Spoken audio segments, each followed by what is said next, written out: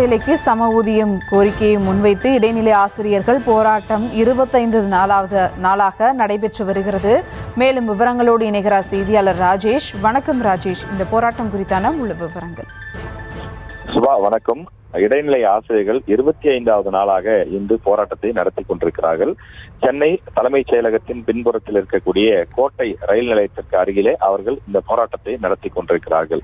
தலைமைச் செயலகத்தை நோக்கி முற்றுகையிடுவதற்காக தற்போது அவர்கள் முயற்சி செய்கிறார்கள். காவல்துறையினர் அவர்களை தடுத்து வருகிறார்கள். இந்த இடைநிலை ஆசிரியர்களை பொறுத்தவரையிலே 1 முதல் 5ஆம் வகுப்பு வரை பாடம் நடத்தக்கூடியவர்கள், தமிழகத்தில் உள்ள அரசு பள்ளிகளில் பணியாற்றி வரக்கூடிய இவர்களுக்கு 2009ஆம் ஆண்டுக்கு பிறகு பணியமர்த்தப்பட்டவர்களுக்கு குறைவான சம்பளம் வழங்கப்படுவதாக அவர்கள் குற்றச்சாட்டுகளை முன்வைக்கிறார்கள். 2009ஆம் ஆண்டுக்கு முன்பு பணி அமர்த்தப்பட்ட இடைநிலை ஆசிரியர்களுக்கு அதிகமான சம்பளமும், இவர்களுக்கு சுமார் 20 அல்லது 25,000 ரூபாய் வரை குறைவான சம்பளமும் கிடைப்பதாக குற்றச்சாட்டுகளை முன்வைத்து தொடர்ச்சியாக அவர்கள் போராட்டத்தில் ஈடுபட்டு வருகிறார்கள். அரையாண்டு விடுமுறை முடிந்து பள்ளிகள் திறக்கப்பட்டு 2 வாரங்கள் கடந்து விட்ட நிலையிலும் தற்போது வரை அவர்கள் வகுப்புகளை புறக்கணித்து இந்த போராட்டத்தில் ஈடுபட்டு வருகிறார்கள். இதன் காரணமாக மாணவர்களுக்கும் கல்வி பாதிக்கப்படக்கூடிய ஒரு சூழல் உருவாகி இருக்கிறது. அதே நேரத்தில் ஆசிரியர்கள் தெரிவிக்கக்கூடிய கருத்து என்னவென்றால், நாங்கள் பள்ளிக்கு செல்ல தயாராக இருக்கிறோம், ஆனால் அரசு எங்களுக்கு கொடுத்த வாக்குறுதியை நிறைவேற்றி கொடுக்க வேண்டும்.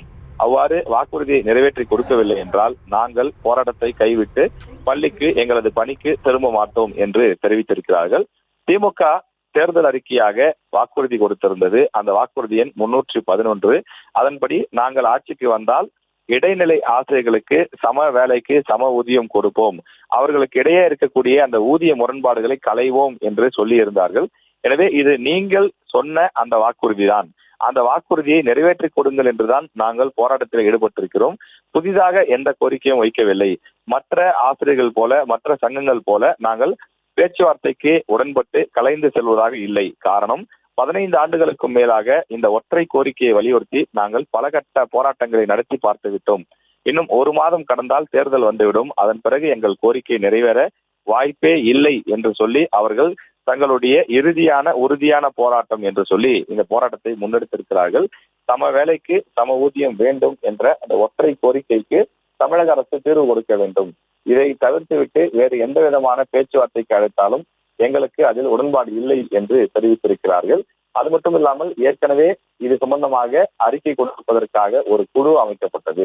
அந்த குழு 3 மாத காலத்திற்குள்ளாக தங்களுடைய அறிக்கையை சமர்ப்பிக்கும் என்று தெரிவிக்கப்பட்ட நிலையில் 3 ஆண்டுகள் கடந்துவிட்ட நிலையிலும் கூட இன்னும் அந்த குழு தங்களுடைய அறிக்கையை சமர்ப்பிக்கவில்லை. எனவே தமிழக அரசு இனியும் எங்களை வஞ்சிக்க கூடாது, நாங்கள் செய்யக்கூடிய வேலைக்கு நியாயமான ஊதியம் வேண்டும், ஒரு 8ஆம் வகுப்பு அல்லது 10ஆம் வகுப்பு தகுதி கொண்ட நபருக்கு வழங்கப்படுவது போல குறைவான ஊதியம் எங்களுக்கு வழங்கப்படுகிறது என்று அந்த ஆசிரியர்கள் குற்றச்சாட்டுகளை முன்வைக்கிறார்கள். தற்போது கடந்த 24 நாட்களாக பல்வேறு அரசு அலுவலகங்களை முற்றுகையிட்டு போராட்டம் நடத்தி வந்த அவர்கள் 25வது நாளான இன்று சென்னை தலைமைச் செயலகத்தை முற்றுகையிடுவதற்காக முயற்சி மேற்கொண்டு வருகிறார்கள். காவல்துறையினர் அவர்களை தடுத்து கைது செய்து வாகனங்களில் ஏற்றுவதற்கான முயற்சிகளில் ஈடுபட்டுக் கொண்டிருக்கிறார்கள்.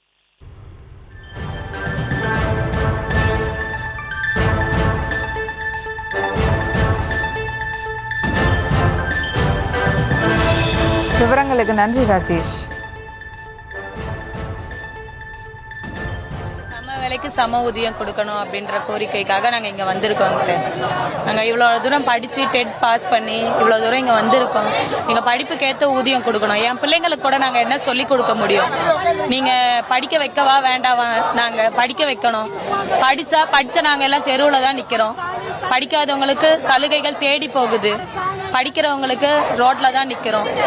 நாங்க என் பிள்ளைங்களை கூட படிச்சா நாளைக்கு வாழ்க்கையில முன்னேறலான்னு எங்க பிள்ளைங்களுக்கு நாங்க எப்படி சொல்லி கொடுப்போம்னு கூட எங்களுக்கு தெரியல. நாங்க விடுமுறை இல்லாம எல்லாமே இங்கதான் உட்காந்துட்டு இருக்கோம். எங்க பசங்க எல்லாம் எங்களுக்கு போன் கூட பண்றாங்க, மிஸ் எப்ப மிஸ் வருவீங்க, நீங்க எப்ப வரீங்க அப்படின்னு கேக்குறாங்க. நாங்க கோரிக்கை நிறைவேறினா உடனே வந்துடுறோமா அப்படின்னு சொல்லிட்டு தான் இருக்கோம். வாய்ஸ் மெசேஜ் கூட போறாங்க, டீச்சர் வாங்க உங்களை பார்க்கணும் போல இருக்கு அப்படின்னு கேட்கதான் சார் செய்யறாங்க. பிள்ளைங்களும் எங்க மேல கேக்குறாங்க. இன்னைக்கே முதல்வர் சொன்னா கூட நாங்க இன்னைக்கே ஸ்கூல் போயிடுவோம் சார்.